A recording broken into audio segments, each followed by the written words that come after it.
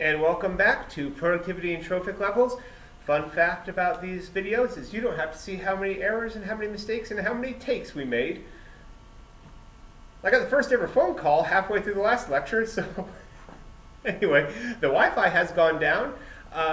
The computer in the other room where you had that first lecture has malfunctioned, and yeah, so that's probably nothing though compared to the fact that if you're watching this, campus is closed and it's Wednesday and the coronavirus scare has continued, which also means that I'm $1 richer because I bet Dr. Smalley that class would be canceled, which means I'm probably realizing now that I can't collect the dollar because Dr. Smalley's not here because campus is canceled, so that was a dumb bet. Anyway, moving on. We will have an energy and ecosystems assignment due on Monday. I will put a Moodle forum on so you can post your copy to Moodle. Feel free to just scan it, Photoshop it. No, not Photoshop. Just those little things in Microsoft Word where you move one and then everything else moves. Yeah, just put that there. Or, just get it uploaded somehow. I'll have fun grading the different types of assignments I always do. So yeah, get that to Moodle by next Monday, but this is largely this material, so that's relevant. What else? There'll be a quiz on Friday. We'll figure that out. You'll get an email describing how the heck we're going to manage that. Yep. And fix the issue with the camera not working well. It turns out that wiping the lens was a brilliant idea. Probably should have thought of that first. It's not just the technology, it's sometimes the older professors, who also are telling you now that open up your PowerPoint and scoot it over here so that I should be pushing up against it. I'm going to stay in this half of the screen so that you can have that half of your computer screen to follow along with the PowerPoint, and I'll just let you know when I'm advancing the slides. I'm advancing a slide. This is the objective today. Define primary producer, primary consumer, secondary and tertiary consumer. We kind of did that in the last lecture, so that's not going to be very long. Give examples of organisms at each energy level or each trophic level. I'll just have you yell them out at home at your TV. We'll kind of do this Dora the Explorer style, I guess. Yes, I agree. That does sound like a good idea.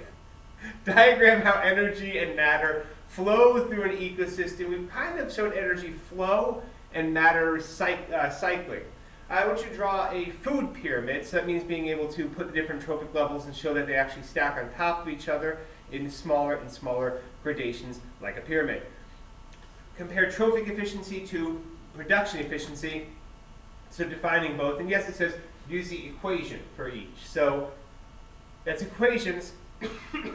At no point is this sane biologist going to ask you to actually do the math. It's an equation for thought processes. Click an advanced slide. Use figure 42.4, as that slide shows, as a basis to diagram roles in our local ecosystem. So I've given you a list of organisms here. It says cougar about right here-ish probably, and it should say coyote. I'm switching up cougar for coyote because we have the coyote running around this year, and we never have a cougar on campus. So why don't you take a pause, and we'll kind of come back when you have all your answers. Do I have to stay still during the pause? Wait, they're back? Oh, okay. Welcome back. So what did you guys have for primary producers? That's right. Things that are photosynthetic. Excellent. What did you have for a primary consumer? That's right. Deer, squirrel, gypsy moth, caterpillar, or pill bugs. Pill bugs, though, you should probably think about what they're actually eating. They're not eating live plant matter, so you might want to put that somewhere else. What did you have for a secondary consumer? You had squirrel there because sometimes squirrels eat eggs from birds? No, they do sometimes. Did you have deer there because sometimes deer eat birds? They do sometimes. Maybe I'll remember to put a video on YouTube. Maybe you'll go find it yourself. But you'll probably put something along the lines of crows and coyotes. Or maybe you put crow below coyote, or coyote below crow, recognizing that crows can eat dead coyotes, and coyotes can eat crows. Dead or alive, it's kind of just crunching. What did you put for detritus? That's right, probably nothing because detritus is detritus. It comes from all of the different things. As far as detritivores, I think you can figure out that's right, pill bugs. Okay. Energy budget. Let's talk about the transfer and movement of energy through an ecosystem.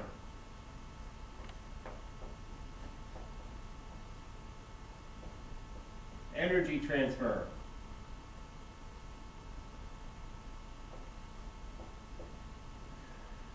All right, first off is gross primary productivity again.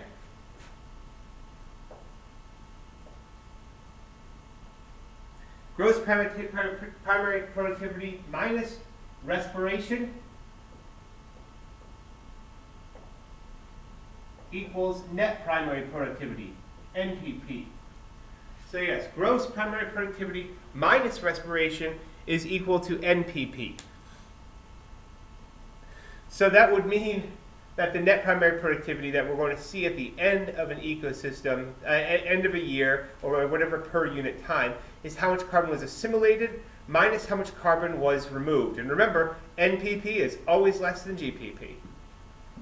That sounds dirty. It is. So some of that's released as heat and waste. NPP as well is measured in biomass, so kilograms of carbon or other compounds. Advanced slide. Production efficiency. Production efficiency is equal to productivity over assimilation.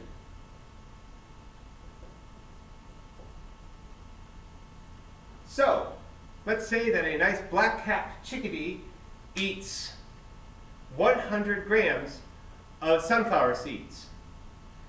Out of that 100 grams of sunflower seeds, the black-capped chickadee over here is going to get 1 gram of biomass added for a production efficiency of 1%.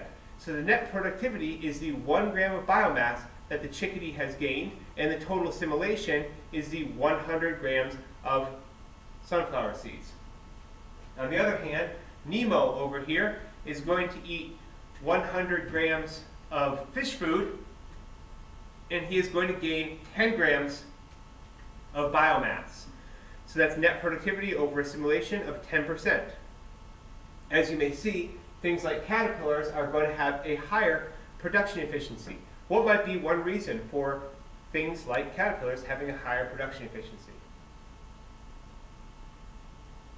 That's right, they're cold-blooded.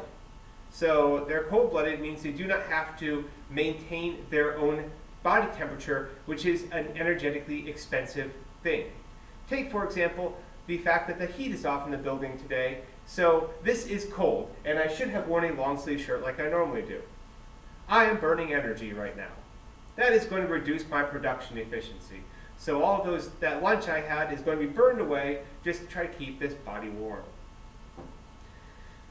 We can also lose production efficiency so some of it's used for metabolism. As you see, that caterpillar has about 32% used for metabolism, whereas a squirrel has about 80% used for metabolism. The caterpillar loses a lot in feces because their diet is often very high in fiber, being just the plant tissue itself, whereas the squirrel eating nuts and such is going to lose less in feces, the caterpillar gaining a lot more growth than the squirrel does. And as we also know, production efficiency is really what we want to avoid when we're going on a diet. So what do we do when we go on a diet? Well, we eat less. It's always easy to not do something, right? What are other things we do when we want to lose weight? That's right, we work out. I'm pretending to point to students, assuming you're in the audience somewhere. We work out. So we work out, that's going to increase the amount that's used in metabolism and thus decrease our production efficiency, even to the point of having a negative gain. And yes, you can have a negative amount of production efficiency if your metabolism and your fecal loss is greater than the amount you gain in growth. Oh, greater than the amount you take in. Advanced slide.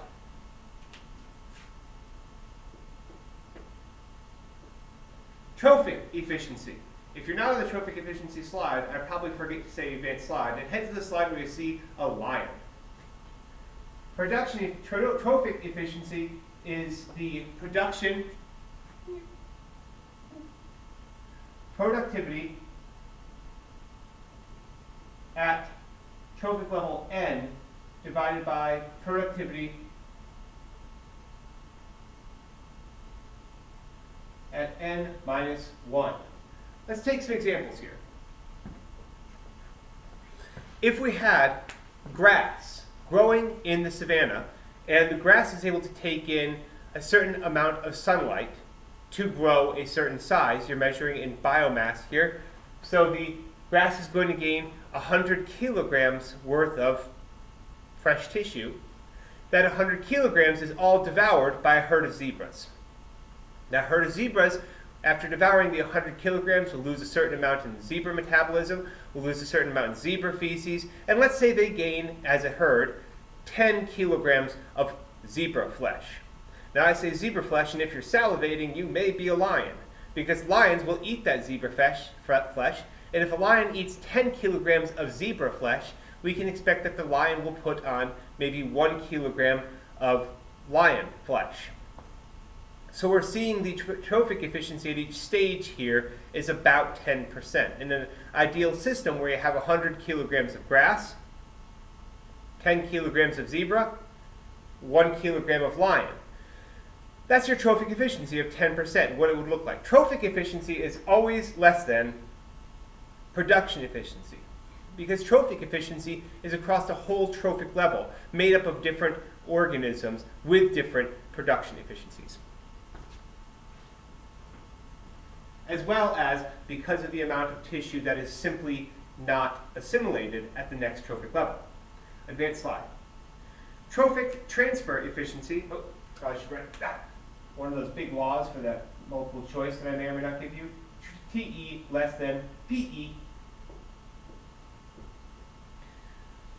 So trophic efficiency is averaging about 10%, such that we can expect every trophic level to be 10% of the one below it. If we were measuring it in joules, you get 1,000,000 joules of sunlight, makes 10,000 joules in the energy in primary producers, or 10,000 joules in primary producers, makes 1,000 joules in the primary consumers, 100 joules in the secondary consumers, and that hawk up there only gets 10 joules of energy. So if there was a quaternary consumer, they would only have 1 joule of energy, which may not be enough energy to live on, in which case you simply can't have a quaternary consumer. And as you may see, it's the amount here at the bottom, and at the second level, these two things are really showing how much can go in the system. The fewer plants that are available, the less trophic efficiency, the less productivity there is, and thus the smaller that total number of columns can be. So in a place like the desert where there may not be as many plants, there can't be as many trophic levels. So that's why we often get very short food webs. Short food webs. It's also a reason why higher level predators are going to require larger areas to live in. So you have to have a larger area to live in if you're a larger predator, simply because getting that trophic efficiency, getting that level of energy has to require a very large amount of primary producers. Think about how much area is occupied by a cougar compared to how much area is occupied by an elk. You can also think about if we want to have large predators, grizzly bears, cougars, wolves, we need larger parks to keep them in. One does not simply put a T-Rex in Jurassic Park and expect him to do well on his own unless Jurassic Park is huge. Also, it would be Cretaceous Park, because T-Rex is Cretaceous. I digress. So having a large predator requires a large amount of area, which is often also why you don't find large predators in city parks. However, that large area, if a predator can adapt to living in a large area that incorporates some human settlements as well as forest, then you can have the return of large predators, provided they have the behavioral abilities to cope with the presence of humans, or even scavenge. So trophic level efficiency leads to short food webs, and trophic level efficiency of about 10% also requires carnivores, especially upper level carnivores, to have much larger areas that they live in. Advanced slide. This pyramid of numbers is our biomass pyramid. Just pump this up.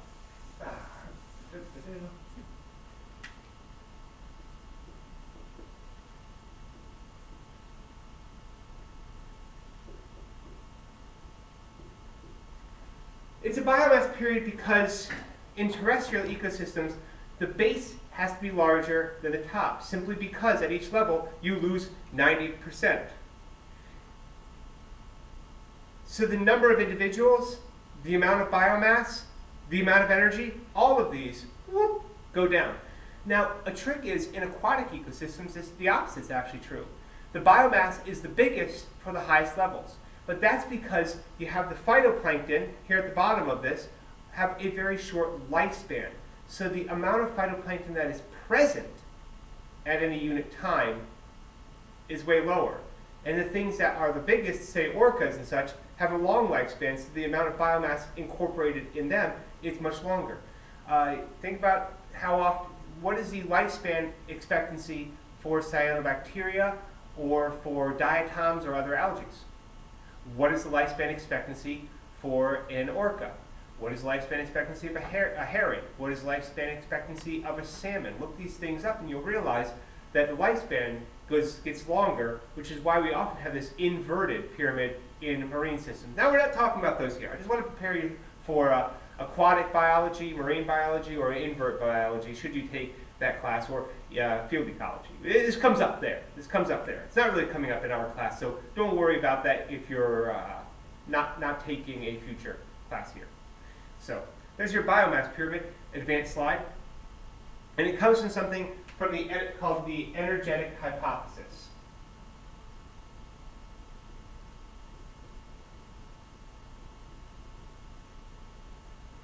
The energetic hypothesis is just simply that the food chain length is limited by inefficiencies in energy transfers. And this was tested actually quite brilliantly in these little, you wonder what that little divot is? It's a hole in a tree stump. So a scientist found these holes in tree stumps, and the scientist could completely control how much biomass goes in. Normally in those tree stump holes, leaves will fall in, they get decayed by microorganisms. Microorganisms get eaten by slightly larger microorganisms, which will then get eaten by, as you see that picture, is of a mosquito larvae. Mosquitoes will lay their eggs in those tree stump holes, full of little water. The larvae will feed on the things there, and then they'll come out. So the mosquitoes are tertiary consumers in those stumps.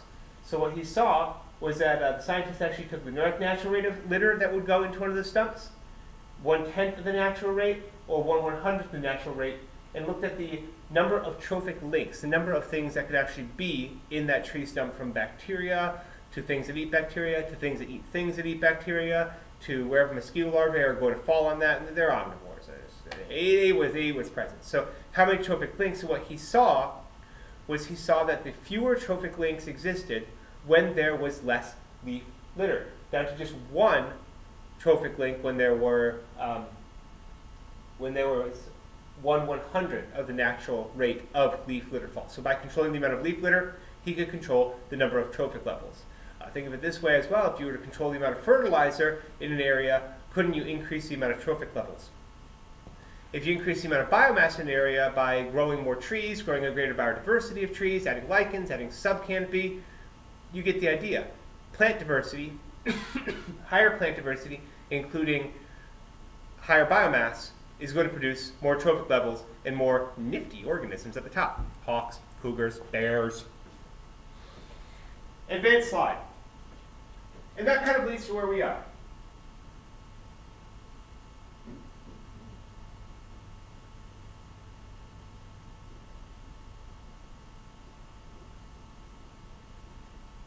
What you eat, your diet, leads to a certain amount of sustainability or not.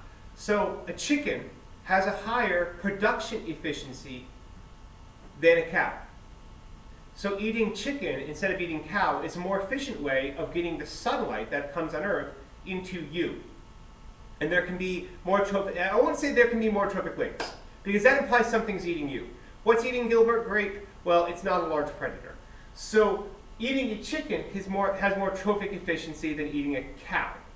I mean, I love beef and all, but if you want to be environmentally friendly, eat less beef, eat more chicken. That's what the cows told me anyway. If you want to be even more energetically efficient, look for something with a higher production efficiency. In this case, take that grub, or that grub, that grub, that grub, or that grub.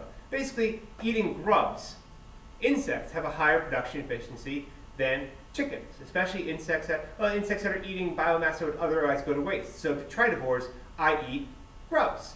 I mean, slimy but satisfying. So eating grubs increases your production efficiency even more, such that for a certain amount of grain, you can feed a cow and it'll gain very little. A chicken, it'll gain a certain amount, a good amount. A grub, it'll gain even more. Or, just straight up eat the grain. Because if you eat the grain, then you go down a trophic level. You go from a C2 to a C1. And as you go down to a C1, there's more biomass available. So this is where I would say going vegan is actually helpful for the environment. Vegans, you can congratulate yourselves now. I see we have some vegan. How do you find out who's vegan in the party? Don't worry, they'll tell you. So going vegan would actually be good for the environment because you're living at a lower trophic level. And that's that. Advanced slide. That's all for today. As you see, these lectures are going a little faster. This is actually because we're not only I've got to take a video quickly, and I don't get to talk to anyone. We're not handing anything back, and we're not doing any homeworks in class, and I'm not doing much announcements, but it's also because this was a bit of a buffer area. I'm really hoping that we get back to campus before we hit some of the longer lectures later on. Anyway, until then, probably be posting again on Friday, because if we're closed for Monday and Wednesday, we're closed for the week. So have a nice day, stay healthy, wash your hands.